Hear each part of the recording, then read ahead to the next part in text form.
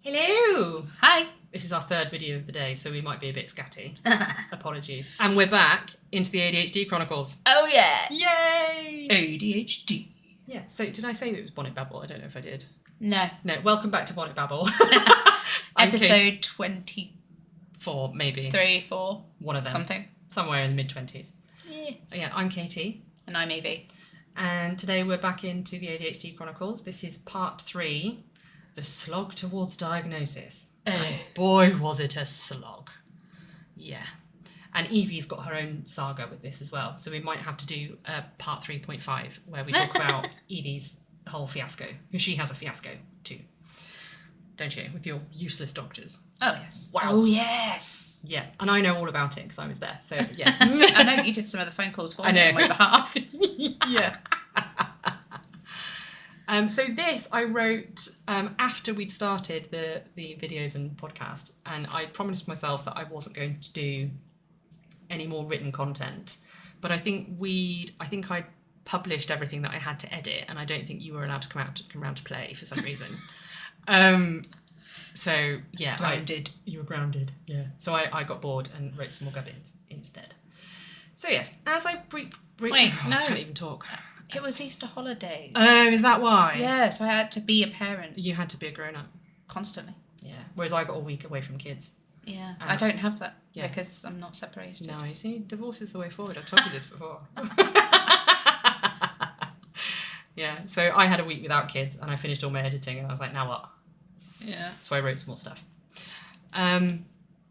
As I briefly explained before, in March 2023, I added combined ADHD to my ever-growing list of mental health issues. Yeah, I used to have a trifecta, and now I don't know what the word is for 4, the posh word. Because I used to have anxiety, depression, and complex PTSD, and then I added combined ADHD to it, and now I'm like, what's a good word for 4, like trifecta is for 3? Don't know, it's got to have something quad in it. Yeah, if you know, let me know. Because I'll probably forget to Google it when we're done. Just comment it. Yeah, just tell us some stuff. So how did this come about, me getting this diagnosis? Well, I'll tell you. I've been medicated on and off since around the age of 13. None of the Smarties have ever worked. I've had shocker, yeah. I've had buckets of therapy, and I was still struggling to be a functioning adult. So I was like, why? You know, I've had private EMDR and ACT therapy. So I twigged that something else must be going on in my muddled brain. You know, Again, more anagrams. Anagrams? What are they even called? An acronym? Acronyms, not an acronym. I don't know. I'm getting my... You're all muddled. Yeah, just doing letters. Just letters. So EMDR is like the rapid eye movement thingamabob that helps you like work through trauma, and ACT is acceptance and commitment therapy, which is all about being nice to yourself. Which is all better than CBT, cognitive behavioural therapy. I know things. Yay. I knew that one. Well, there you go. I've had to study it. Within my uni course. Well, I've explained the other 2 fancy smashing ones to you now. Yes. So, you know, almost like peeling an onion, right? In working through the more traumatic memories of Mother Dearest, I had shed the shell of my trauma, which revealed a tangy inner layer that made my eyes water. Very visual. Yes, very. At the time, I'd formed better habits. I was exercising. My home life was stable. You know, I'd done the council gut bins and all that sort of stuff. I'd come off a lot of my medications. But as usual, with nearly everything I put my mind to, I took it too far. This is my problem. I get an idea and I'm like, yes, go full force. Yeah, and I go a million miles an hour at it, and then I burn out and I'm like, I don't do it anymore. Which is why I want to get onto a better schedule with this, so I'm not going a million miles an hour every day. Yeah. Because I can already feel myself being like, I don't want to do any editing. Because I have to do it every day. But this is why I'm learning, so I can help. Yes, that too. And lighten the load. Yeah. Yeah, although we discovered she's not very good at subtitles. No, she's really good at putting stickers in. Yeah. But, yeah. The fun bit. The fun bit, yeah. Make it look pretty. Add some humour. Exactly. So I shed the 5 stone that I'd gained through lockdown and being put on medications that gave me the appetite of a hungry hippo. And I began exercising 6 days a week. Genius idea. Now, because I'm ADHD, I go one of 2 ways with my eating. I either eat all the crap in the house, all the sugary, junky crap. Usually at night. Crap. Yeah, like midnight snack. or I don't eat anything all day and I'll just have a small dinner and that's it. Now, at this time, I was going through the not really eating very much. Okay, so I was 2 days a week, I was doing HIIT, which is high intensity interval training, 1 day a week of kickboxing, 1 day a week of Pilates, and 2 days a week of weight training. Wow. And I was in the best shape of my entire life. But some odd twangs and aches had started to kick in, funnily enough. I was just doing too much. This is where my gammy shoulder and my tennis elbow and everything came from. So one morning I was subjecting one of my friends to my HIIT routine. This is what I like to do. I come up with a new idea and I'm like, you can help, like I've done with Evie with this. Yeah. I tried to rope you into exercising. You did. We didn't last long. No, we didn't. I don't remember why. I think it was too hot. No, it was because you were moving. So we had other shenanigans. We had to sort out your house. Yeah, and we've never gotten back into it again. Oh well. Well, no, my head hurts. Yeah, and that. Yeah, I'm just too poorly. So yeah, I'd been subjecting a friend to my HIIT routine. And I'd been doing high knees. Okay, you know those stupid jumpy things. Oh, I hate those. They're horrible. And when I landed, my calf went snap. Ugh. Now, it'd been tight and sore for months. And so you thought, oh, let's just do some. Yeah, well, I was kind of just pushing through everything. Yeah. But I guess doing high knees finally finished it off. And I ended up doing NAFL for 2 months after visiting the quack and receiving a referral for physio that never materialised. Oh, yeah, good like that. And they couldn't tell me what had happened to it either. Oh. Because for some reason, when I phoned them up to chase it, they said, "Oh well, after we send it off, we can't chase it up. We can't tell you where it goes. We don't know what's going on." Like, okay, great. Anyway, Computer has no clue. yeah, computer says no. So I somehow managed to get back onto the exercise wagon, and my foolish brain demanded that I immediately return to the levels I was doing pre-injury. Yeah. Moron. This time I knackered my shoulder, which is still knackered now. I was at my kickboxing class learning a roundhouse kick. Right, and we'd had a visit that evening from like the head coach, and I really wanted to make like a lasting impression, you know, that only child competitive streak kind of coming out to play. I didn't bank on it being the wrong impression though, right? So it was my turn. We were learning roundhouses. My turn to do a roundhouse kick, and I really wanted to like pummel the hell out of the pad. And the head instructor was kind of stood about 2 feet away, like really critically examining everybody's kicks. Okay? And I know. I lined it up perfectly, putting all my power into it. And then for some reason, I did a little hop on my standing leg, the one that was holding all my weight, just as my other leg slammed into the pad. Okay? So there was nothing connecting me to the floor. So the whole world suddenly went upside down. Only you. I know. And when my brain caught up with what had happened, I was lying flat on my back with the wind knocked out of me and surrounded by like all the other concerned students. Like, are you okay? And I realised what had happened. I was like, oh no. I just wanted like the ground to open up and eat me whole. Thankfully, the head honcho that I was so keen to impress, epic fail, asked me quietly if I was okay or if I just bruised my ego. And, you know, my ginger genes had betrayed me as my face was, you know, the colour of beetroot. And I sort of muttered back to him, you know, I'm a bit sore, but I think my ego took the brunt of this one. Mortified. But after that, I noticed that my shoulder was hurting every single time I took a breath. Yay! Fun. So again, I rested and went to the GP, who, you know, this time they dispatched me for an X-ray. Yeah. No issues were found. But we didn't get any, there was no more follow-up to that. It was just like, well, we can't see anything bone-wise, so have some naproxen, deal with it. There's nothing else in there. It's just yeah. Now, I only tend to trek to the quacks if I'm literally on death's door. So when I do, I usually have quite a list to go through. I'm lucky that I've since moved GP surgeries and found the rare NHS unicorn who is more like the old-school family doctor. I know, I've changed my He's there too. smashing. He's always running like well over an hour late for appointments, but he will spend as much time with you as needed to cover everything. And he deals with it all right there in front of Right you there in as front well. of you, brilliant. So you have that reassurance. Yeah. And all you need to do is, you know, 10 minutes before your appointment is you phone up and say, oh, how late is he running? And they'll give you an ETA, and then you don't need to go in and sit in there if you don't need to, if he's running really behind. So yeah. The problem is with great GPs, though, is they're only as good as the services that they can refer out to. Yes. Which, as I'm sure we all know, are rarely any good. So my leg is still gammy, my shoulder is still gammy. I know. And That's why I've had to bring round hot stones. Yeah, in your slow cooker. Yeah. Hot stone caddy. It's a bloody slow cooker. And in amongst all of that, I've got tennis elbow, even though I've never touched a racket in my life. Yeah. Yay. In both my elbows as well. It's delightful. So winter was coming. It actually was. Winter is coming. And all the methods of managing my mind had fallen to the wayside. I couldn't exercise, and I wasn't eating properly because I wasn't exercising, and I slipped back into the pit again, driven madly over the edge by the SADs.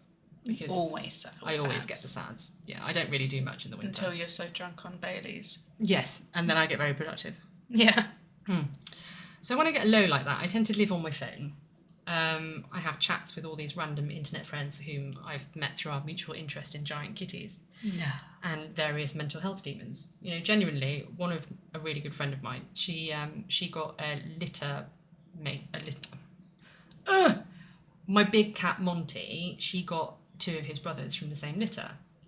And we were all posting on the same Maine Coon group about how excited we were about having kitties. And she was being nosy and clicked on my name and noticed that we had some complex PTSD groups in common as well. So she messaged me saying, "Hi, I'm getting a couple of Monty's brothers, and also we've got the same flavour of crazy. Let's be friends."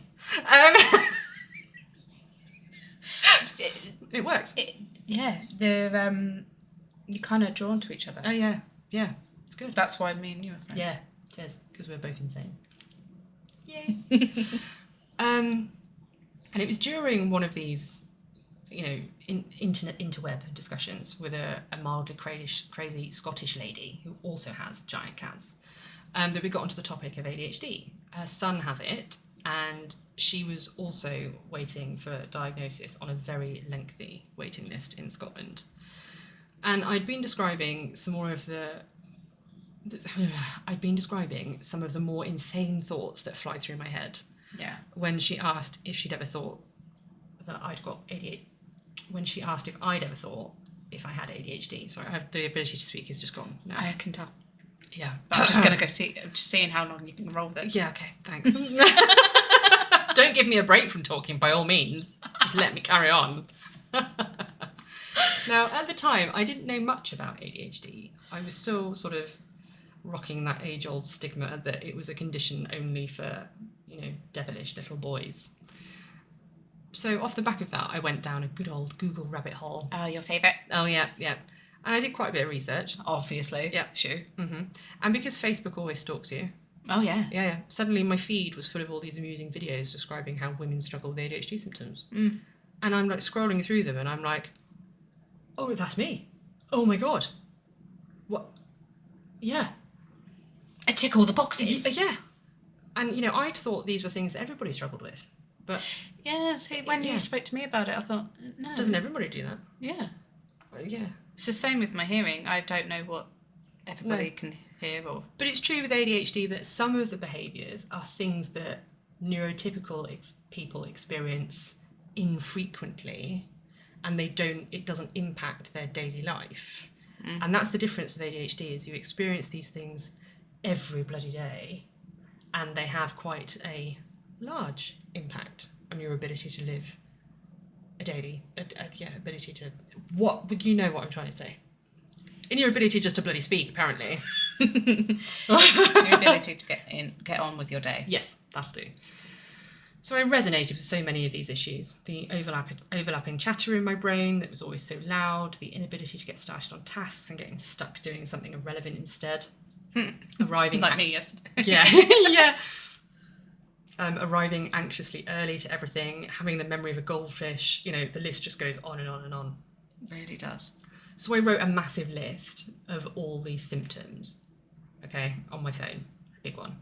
And I booked a GP appointment, and I just gave him my phone with my notes and said, I've worked through a lot of my trauma.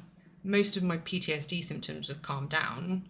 So why am I still mental and have all of this nonsense going on? Is it possible there's something else? Yeah, that's lurking underneath, maybe. And bless him, he referred me immediately for an ADHD assessment. Now, because he's a really good doctor and he does everything while you're in the room, He called his PA whilst I was there and he asked what the current waiting time was for NHS referrals. Yep. Turns out it's 5 years. Yeah, it's shocking. Not impressed. So when I got home, that little sliver of hope that I'd allowed to sort of worm into my brain erupted into ashes. Yeah. Yeah. It's really deflating. It is. You know, I thought I'd finally discovered the answer, only to be told that I'd be well over 40 before I actually found out the truth. I mean, it's just soul-destroying. It is. Yeah. It's the same when you've got your kids going through it, because their one's No, about don't. 3 years, 4 years. Yeah, my daughter's the same, and she keeps saying to me, when am I going to see a doctor? Because she Yeah. wants to know And as then well. Well, yeah. Yeah, because it would explain why she's so volatile. I mean, I started my kids on the path to get them diagnosed purely because, and it was quite a drastic thing, that's why I started it. Yeah. Because my son starved himself. Yeah. Because he wouldn't eat. Made his insides feel And dirty. the hospital, we stayed there for 2.5 weeks while he was being prodded and poked, make sure that it wasn't any medical reason for him not to be eating. And it turns out it wasn't. It was just his own mind, his own control, which later on we learned that he just doesn't like eating because it makes the inside of his body feel dirty. But at the time he was 2. Yeah. And how a child of 2 years old does this to themselves. But the doctors turned around to me then and said, we think he could be autistic. But they won't diagnose because it, it's a will matter they? of control. Under the age of 6 or something stupid. No. And because the waiting list is like 3-4 years, you then start running into the really critical years of secondary school, where you're then potentially saying, oh, But by the then- way, you've got this condition, and here, have some medication that may or may not work. On top of all of that, you've then, my husband's in the And military, hormones. so we were moving Yeah, you around, would- so we had to start again at every place we went to. Yeah. But then, to add to all of this mess, all of the hoops, So many hoops! yeah, each teacher was like, well, we don't know them properly yet. We have to Oh. get to know them. Yeah, and the fact... And then by the end of the year, it's, well, he's moving on now. Yeah. The fact that you have to have the school involved is just ludicrous to me. Yeah, it really, You know, really like, angered so me. many kids mask at school. So many. Oh, and they do, because this child that starves himself Yeah. masks everything and is a perfect student. Yeah. It's ridiculous. And you're like, oh, well, it has to be in more than one setting. It's Yeah, like with my daughter, it is. She's an absolute arse at my house and at her nanny's, but she's the picture of perfect at her dad's. Even And then she comes back and I get the brunt But of all the even when she's meltdowns. brilliant, I mean, she's well behaved for me, but Yeah. I can still see But the signs. she can let her behaviours out with you because she Yes, knows she you're does. just as crazy as I am. Yeah, we had a great long conversation Yeah. about how we can't sit still No. and we can't Right. sit normally either, No, she's got to be upside down all the time, that kid. or cross-legged on a school chair. And Yeah. I'm like, yeah, I'll do the same because I'm Yeah, sat like that she's right now. Sat like a Buddha right now, exactly. Yeah. Anyway, so I phoned my partner after realising that it might take 5 years to get a diagnosis. Yeah. And, you know, I had the hiccupy tears. And he listened to my snot-fueled rant Well, as I slowly managed to pull myself together and emerge instead as utterly enraged. I got a bee in my bonnet. you did. I did. And I went down a Google rabbit hole again. And after a few hours of wanting to jump off a cliff at the cost of private assessments, Yeah. I stumbled across something called Right to Choose. Never heard of this before? No, What is this wizardry? it is wizardry. You're a wizard, Harry. You're a wizard, Harry. Yeah. The website I'd found said that I could direct my referral to a private provider and be assessed for free. What? So I'll admit, I was perplexed by this. I'd never heard of such a thing. No. After all my struggles, I only just discovered this. I only discovered it because you told me. I know. It's not exactly publicised, is it? Not Bloody at all. NHS. Quite. So the website, and I've put the link in the post, I'll probably put it in the description as well. It was full of directions on how to go about enacting a right to choose referral, along with the ADHD self-report scale, which is the ASRS that we've talked about before, and a letter template to give to your GP if they get prickly about it. Now, this is only for NHS England. Unfortunately, if you're in Wales or Scotland, computer says no. So you have to deal with their rubbish wait lists or go private and then likely end up stuck being... Is there nothing? No, you'd have to go private, and then we all know how bad it is getting shared care agreements from private providers. You'll get stuck paying for the private medication costs forever and a day because the NHS go, That's well, really silly. we're not going to because accept it's the a diagnosis. United Kingdom, I know. Agreed. supposedly. Allegedly. Yeah. But thankfully, all I had to do with my GP was I sent them over an email and said, I found this mystical, magical process. Not her words, not the words. Not them words. I think I did. Did you? Those words. I think I did. Yeah. I found this. Would it maybe be a better way forward than waiting 5 years? Just a suggestion. And he did. He sorted it for me straight away. I don't think he even knew about it, to be honest. Well, no, he's that good of a doctor. If he had known, he probably would have said it. Yeah. And now he has been doing it. I know that from other people that have gone to him. He has now been sending people through Right to Choose straight away. I wonder if he'll actually manage to get me some medication then. I don't know about that. That's a whole other ball game, because I tried that when I was stuck on that 7-month waiting list. Yeah, no, but you had the option to wait for it with your Right to Choose company. Whereas mine, they don't do medication and they have all. Told you, haven't they, that your GP will sort it for you somehow, and they've sent the whole, Gubbins. what's it called? Yeah. Everything. That thing. Saying that I do need to be medicated. Yeah. Maybe then. Put it on the list. We'll add it to the big list. Yes. Yeah. So he sent me over to Psychiatry UK. Now, at the time, it's not anymore because they've been overwhelmed, but at the time it was a 6-month waiting list for assessment. 6 months or 5 years? Yeah. Now, I think their waiting list is about 18 months. So it's still better than 5 years.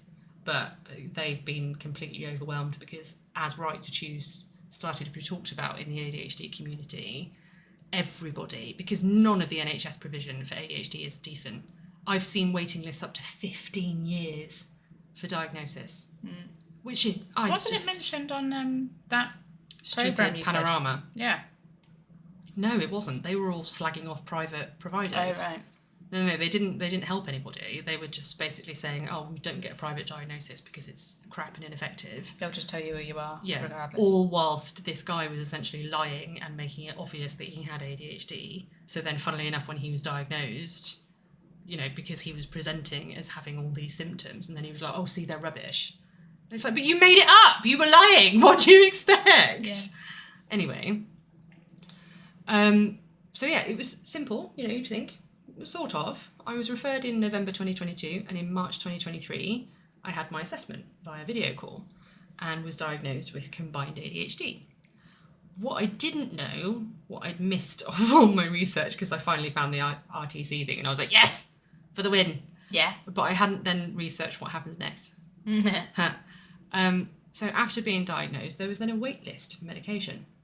A 7-month waiting list. Still better than 5 years. True. But patience is not a virtue of mine. No. No. No. And time then decided to move at a sloth-like pace. Okay, and the relief that I'd felt from getting the diagnosis swiftly morphed into rage and irritation. Oh, I know, because I knew you at this point. Yeah. So, I was 35 years old, fed Smarties that had never worked for over 20 years, and not once did anyone consider that I might be struggling so much because of something other than anxiety or depression. Not bloody once. So, amongst all of this, the Beeb waded onto the stage, lambasting private providers for diagnosing ADHD via video call, completely missing the point that the only reason these providers exist is because the NHS provision is utterly atrocious. Yes. Which I then sent them a good old rant about, obviously. Because genuinely, it's the most irresponsible piece of reporting I think I've ever witnessed. I only watched half. It's just not worth it. No. Anyway, I think we've mentioned that before. I'll probably publish that rant separately at some point, as it was rather a long one. And I did send a couple of ranty ones, which I never got a response to either. Yeah. I really... People don't like responding to me, I think, because I ask such prickly questions where I'm like... They don't want to answer that. They don't want to answer it because they know they'll make themselves look bloody inept. Yeah. Anyway, so during the waiting game, 7 months, I ended up going back onto SSRIs in a desperate attempt to help with that looming pit of despair, And my GP wrote to Psychiatry UK asking if they could speed things up a bit as I was struggling, to which they said no. No, you can't. Computer says no. Oh, dude! I'm going to have to hide that water bowl. Sorry, my cat's going through a phase where he's just drinking loads and loads of water and just keeps randomly vomiting everywhere. My one round. Yes. The one that... The slow feeder thing. Yeah. Yeah. It's meant to stop them from gulping it down so fast. Well, he does. When I put fresh stuff down, he just sits there for like half an hour and then voms. It's like, well... Yeah, I won't be able to do that with this. Brain like a bloody sieve. Anyway. So it turns out that prodding Psychiatry UK was the worst thing that I could have done, because instead of being helpful, they turned around and told me that I was too unstable to start titration for ADHD medication. Yes, I remember. And insisted that I be seen by an NHS psychiatry, which meant a referral to the PCLS, which is the primary care liaison team. Okay? Hoops! More hoops. Just what I bloody needed. Yay! Now, over many years, I have tried to attain an appointment with the lesser spotted NHS psychiatrist. Every time I was defeated. And this new hoop that I'd been given caused me a great deal of distress. Oh, did it?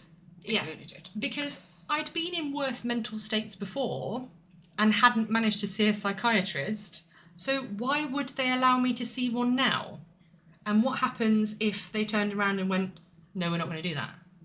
Am I then just going to be stuck in this loop of Psychiatry UK saying, you have to see an NHS psychiatrist, them saying, no, you're not bad enough, and then I'm just caught in the middle? I drove you to that, didn't I? Yeah, you did. And then I'm just caught in the middle, just, dunno. Anyway, somehow, and I think because my GP sent PCLS a strongly worded email with the evidence that my ADHD psychiatrist had actually asked for this referral, I somehow managed to get an appointment. He's obviously an email ninja himself. He is, yeah. And I nearly fell over when I got the call saying, you can see one. I was like, what? Really? Why? Don't question, just do it. Yeah. So off I went. And I had the clear aim in my mind that I just needed this psychiatrist to say that I was struggling with the wait list for medication. And I wasn't a risk to myself or others, you know? I mean, yeah, potentially, but that's besides the point. The number of times I've been told not to tell people that I'm feeling that way because they then wouldn't help me. It's become a knee jerk to keep that to myself. Yeah. Yeah. I know. Anyway, no, it wasn't that easy, funnily enough, because this is the NHS. This psychiatrist, after I'd given him a very abridged version of my entire history, decided that I was bipolar and needed to be given mood stabilisers. How about no? No. So thankfully I knew a little bit about bipolar disorder after suspecting that's what my mother had, and going off on another research tangent. So as calmly as I could, because by that point I was feeling a little bit enraged, I explained that I don't believe I have bipolar. You know, when I get manic, I clean my skirting boards or organise the big cupboard in the kitchen. I don't often, no, this is the key bit, I don't often go and set fire to my life. I have done, but yeah. You had to be pushed really far. Yeah, I'd probably lost the plot by then. Yeah, and I've even said on there, I mean, I have in the past, but they're special circumstances. Thankfully, he was convinced, thankfully, but when I left, he was like, just keep in mind mood stabilisers, and I'm like, okay, no, thank you. No. You think all the other crap they've had me on over the years and how badly that's all affected me, like, no. So he did write a letter back to the numpty at Psychiatry UK, saying I was fine to be medicated. Whoop, whoop, whoop, whoop. Hoop complete. Or so I thought. The medication journey was a whole other faff and a half and fiasco. Yeah. But in the post, and now, because we're at 28 minutes, we have waffled on for long enough. And I didn't mean to go off on the exercising tangent at the start, but never mind. There was a bit of a tangent. It was, yeah. But I think I was trying to explain why I'd ended up in such a bad state of mind again, because I was coping, and then because of all my injuries, I was then no longer coping. Yeah. Yeah. And it's true, you know, exercising helps with a lot of mental health conditions, especially ADHD. It does, but it doesn't help with my migraines. No. I go upside down. That's the problem. When you've got my something head else hurts. going on, yeah. When you've got something else going on as well, like an injury or like with Evie, her migraines. Dreaded thing. Yeah, it's annoying. So there will be kind of a... Can't blame that on the kids either. No, I know. Because I've suffered with it since I was a teenager. Yeah. So there might be a ADHD 3.5 for Evie's fiasco, and then there will be an ADHD part 4 at some point about the actual medication fiasco, because that was, yeah. Yeah, You I'm still going through it. As with everything with the NHS, you think, yay, it's great, it's easy, it's all sorted. And then it's like, no, actually, when it's not, we're going to make it as difficult as we can. The NHS, right, they're so quick to throw antidepressants. But when it comes to you actually having a diagnosis, they're like, no, we can't give you that. We can't give you the medication that you actually need because you've got a diagnosis. Yeah. No, we're going to give you these because of we just think you might be suffering with this. Oh, don't. As I've said in so many... no, stop. No. Don't do it. We're at 29 minutes. Yeah, no, don't. All right. We're now at 30. Stay sane. Stay sane. Bye. Bye. I've lost my mouse. I will be going in a minute. I'm sorry. Right, Bye again. Bye.